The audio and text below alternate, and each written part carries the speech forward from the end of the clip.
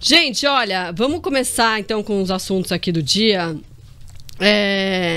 Bolsonaro, né? Essa novela, se vai ou não vai se tornar inelegível. O Tribunal Superior Eleitoral começa na quinta-feira, já dessa semana, a julgar a ação que pode tornar o ex-presidente inelegível por abuso de poder. Você deve se lembrar que naquela ocasião Bolsonaro atacou o sistema eleitoral sem provas em uma reunião para embaixadores no Palácio da Alvorada. O julgamento pode se estender por mais de um dia, então o TSE também já reservou 2 datas para o dia 27 e 29 desse mês para analisar esse caso também. E o ex-presidente da República sinalizou, ele falou no sábado sobre isso, que já prevê derrota no TSE no julgamento que vai decidir se ele vai ficar inelegível por 8 anos. A gente tem um trechinho dessa fala do Bolsonaro, vamos ouvir, daqui a pouquinho a gente conversa. E hoje em dia, eu me sinto uma pessoa que acho que já cumpri minha missão aqui na Terra, mas não estou morto ainda. E costumo dizer, só depois de enterrado é que a gente vai embora de vez. Você sabe como é que é a vida política de alguns, o que querem fazer contigo, as acusações, as perseguições. Mas tem que enfrentar os obstáculos. Sabia que não ia ser diferente. Quando eu assumi lá, chegou um colega parlamentar e falou, você tem que arranjar alguns milhões para quando acabar o seu mandato enfrentar o processo. Eu falei, tá bom, arranjar como? Bem, a maneira como ele apontou, eu falei, vou acabar pobre, talvez até condenado. Mas esse caminho não é o correto. Estamos enfrentando um problema agora. Até mesmo uma cassação, né, por uma condenação de ineligibilidade, porque me reuni com embaixadores antes do período eleitoral, caçado. Antes. Tá? E vamos enfrentar esse 22 agora. Já sabemos que os indicativos aí não são bons, tá? Mas eu estou tranquilo. Vergonha devemos todos ter. O que se anuncia agora, uma reunião do atual mandatário, não com embaixadores, mas com ditadores, como Ortega da Nicarágua, Díaz-Canel de Cuba, ou o Maduro da Venezuela. Isso não é democracia.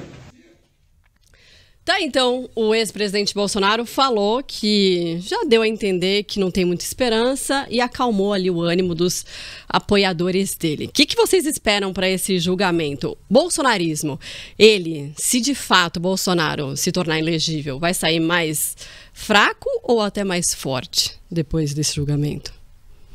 Posso começar, Michele? Pode começar. Vai lá. Ô, gente, essa cena que a gente viu agora é muito interessante, né? A gente tem ali o Valdemar Costa Neto, que é o presidente do partido, nosso ex-ministro que apareceu muito pouco enquanto ministro astronauta, o ex-presidente e talvez o futuro presidente, o governador Tarcísio ali do lado dele. Eu acho que a gente viu um caso do Lula agora, a gente viu que ele ficou um tempo fora, a gente viu que ele voltou, e voltou com mais idade, voltou forte. O que vai acontecer dali a 8 anos, se ele ficar inelegível, só Deus sabe. O que vai acontecer daqui a 4 anos... Será que Lula se reelege de novo? Será que ele tenta a reeleição, apesar de dizer que não? Será que a gente vai ter uma eleição menos polarizada, com mais nomes vindo a caminho, porque não vai ter esses 2 ícones ali disputando, né? Esses 2 nomes fortes? Então, assim, vai ser uma decisão que agora pode definir os rumos do que a gente vai ver por daqui a muito tempo. Sim. É uma decisão fundamental nesse sentido. Para mim, não tem como arriscar outro palpite a não ser vai mexer muito no jogo político. A favor ou contra quem, só Deus sabe. Eu acho que assim, ele já coloca, o ex-presidente Jair Bolsonaro já coloca como causa perdida para ele, sim, me tornarei inelegível, porque ele faz também uma leitura diante do quadro que tem ali no TSE, né? Até do posicionamento que já foi externado em alguma medida em determinadas situações ali do TSE. Se o bolsonarismo sair mais forte ou não, eu acho que de qualquer forma a figura do ex-presidente Jair Bolsonaro, ela perdeu força a partir do episódio, a partir da derrota dele na eleição e no que se seguiu de atitude deles, de ir para os Estados Unidos, de não estar aqui, de não estar perto. Então eu acho que já houve uma perda ali de capital político. Agora, o fato é que nós tivemos uma última eleição de um país polarizado. Nós estamos divididos entre pensamentos, mais à direita, mais à esquerda, com a grande maioria centrada ainda centro-direita, centro-esquerda, né? Menos aos extremos. E eu acho que uma nova figura que vai dar, talvez, seguimento ao que se chamou de bolsonarismo, mas que abarque esse pensamento centro-direita com mais punho, ela vai saltar. Eu aposto também, como Cecília mencionou, né, talvez o futuro, eu aposto na figura do atual governador do estado de São Paulo, Tarcísio de Freitas, porque ele tem se colocado muito assim. E é uma pessoa que parece preparada e é uma pessoa que não é tão ao extremo. Não, outro dia apareceu sorrindo ao lado do ministro Alexandre de Moraes, ou seja, dando indicativos que sim, estou ao lado do ex-presidente aqui, mas ao mesmo tempo também sei circular, também sei fazer. E é muito jovem, ele é muito novo, né? E ele é muito tem menos de 50 anos. Né? Você vê que ele à frente do governo do estado de São Paulo, ele aparece em momentos estratégicos, né? Ele não se mete em polêmica. Ele vai ter algum evento importante, ele aparece, um leilão, né? Alguma coisa. Então, assim, ele vai criando uma identidade que é muito parecida também com a identidade, se você for ver, se a gente for olhar aqui para o estado de São Paulo, né? O PSDB, que sempre governou o estado de São Paulo, tem um perfil, Alckmin, né? O próprio João Dória, de certa forma. É um perfil mais de centro, aí agora é centro-direita, mas assim, é uma coisa mais low profile, a gente pode dizer assim, né? Não é aquela mais coisa... dentro da caixinha. Dentro da caixinha, exato. Assim, se for ver, o Tarcísio, ele já participou do governo Dilma, né? Assim, Então, exatamente. Né? Se for buscar a história. Então, assim, eu acho que ele transita muito bem em várias alas políticas, né? Eu acho que isso é um ponto muito positivo para ele politicamente. Isso é um ponto essencial no político, né? Diga-se de passagem. Sim. Porque um político que não consegue conversar com forças com posicionamentos que sejam antagônicos ao seu próprio, para mim não deveria estar exercendo política, porque a política denota exatamente isso, né? A política denota, exige, demanda, né? Que você abrace o oposto, converse e tente convergir ali, exatamente. O pensamento converge ali para o bem, né? Enfim, esse é o cerne da política. Então, ele tem essa vantagem, de fato, de ser uma pessoa e, como você mencionou, Marcela, ele é uma figura relativamente nova nesse campo executivo, né? Que ganhou um potencial no ministério do ex-presidente Jair Bolsonaro e agora essa evidência como gestor, como executivo. E eu acho também que marcou muito para o pessoal em São Paulo, o posicionamento dele quando daquela desgraça que a gente teve no litoral norte, em São Sebastião, enfim, que ele foi lá, que ele agiu, que ele estava lá naquele momento. Então isso fez uma diferença. Eu andei algumas vezes aqui de táxi, motorista de aplicativo, e muitos conversavam nesse sentido. Ah, mas ele está fazendo, olha, eu não apostava nele, mas ele está fazendo algumas coisas. Então, quer dizer, mesmo pessoas que na cidade de São Paulo, né, que a gente vê que tem um perfil mais centro-esquerda, porque ele teve a vitória efetivamente no interior paulista, né? Então, mesmo aqui na cidade de São Paulo, você vê algumas pessoas mudando e fazendo uma análise, olhando para esse governo sob um outro ponto de vista a partir do que ele já mostrou no executivo. Então, eu acho que é uma força que se firma efetivamente para as próximas eleições nacionais. E a dúvida que fica é, será que a gente vai ver a reedição Haddad e Tarcísio no cenário nacional? Olha, é verdade. A questão é que fica agora. Vamos ver se é isso que vai sair dessa caixinha. Depende muito do resultado de tudo que vai acontecer na quinta-feira, porque é o que todo mundo fala, não é uma questão de se, mas de quando.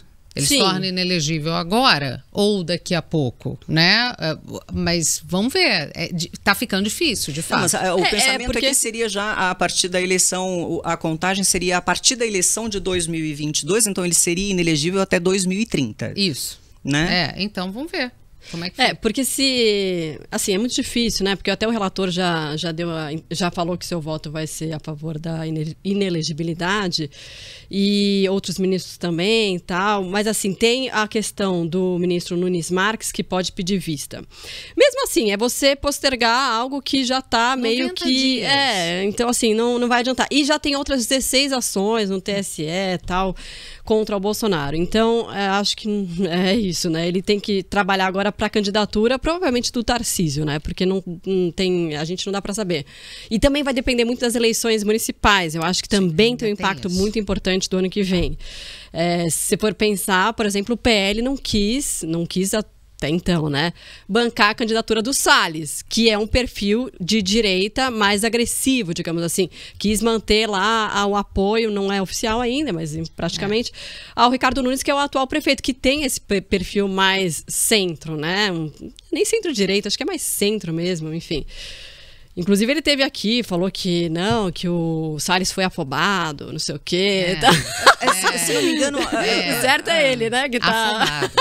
Se não me engano, antes de vir para cá, acho que teve um evento, eu não tenho a notícia apurada de fato, mas teve uma reunião com o Ricardo Nunes e se falou ali do posicionamento da escolha do vice.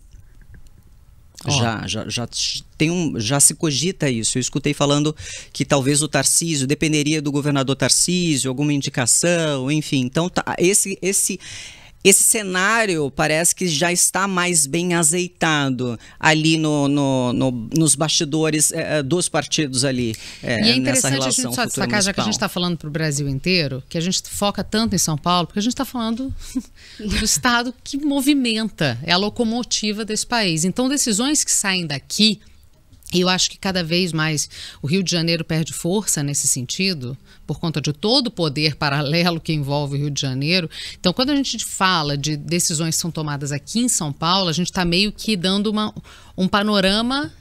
todo mundo sempre falou que Minas Gerais, o que acontece em Minas é o retrato do Brasil. Só que São Paulo está virando um foco de atenção cada vez maior. As movimentações políticas que saem daqui estão sendo cada vez mais relevantes. Mas é que eu acho que o cerne agora, o foco dos agentes políticos que podem estar e que se vislumbram um movimento, como você falou, ministro da Economia, Fernando Haddad, foi ex-prefeito aqui da nossa capital paulista, o governador Tarcísio de Freitas, que foi ex-ministro do Jair Bolsonaro. Então, são figuras políticas que estão se desenhando para um futuro. E aí a aliança da prefeitura, de uma possível prefeitura com o governo do estado de São Paulo, azeita também essa costura para uma próxima eleição nacional. Minas sempre foi decisivo no caráter eleitoral, ali no final, né? No vamos ver por conta do colégio eleitoral, de ter um número significativo de eleitores. Então tem essa decisão, essa costura política que precisa ser muito bem feita também em Minas Gerais. Mas eu acho que os agentes políticos hoje que despontam estão efetivamente em São Paulo. Não, estão, com sim, certeza. Com certeza.